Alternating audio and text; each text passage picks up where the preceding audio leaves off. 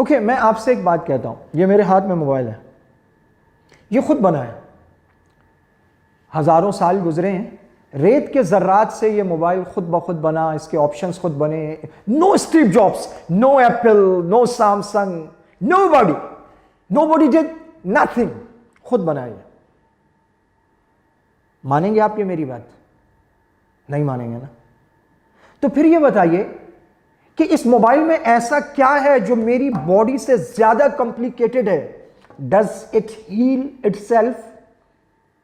خود بخود یہ ریکور کرتا ہے، ہر چیز اس میں خود بخود ہو جاتی ہے، یہ باتیں کرنے کی صلاحیت، یہ سوچنے کی صلاحیت، سمجھنے کی صلاحیت، کرنے کی صلاحیت، چلنے پھرنے اٹھنے بیٹھنے کی صلاحیت، اپنی نسل کو بڑھانے کی صلاحیت، دنیا کو بنانے کی صلاحیت، یہ سب اللہ تعالیٰ نے جو ہماری باڈی کو عطا کی ہے، تو یہ باڈی خود کیسے بن گئی بھائی؟ اس کا بنانے والا کوئی نہیں، اور اگر کوئی اس کا بنانے والا ہے اور اتنا زبردست بنانے والا ہے تو اس نے بلا مقصد بنا دیا، خام خواہ بنا دیا اور چھوڑ دیا۔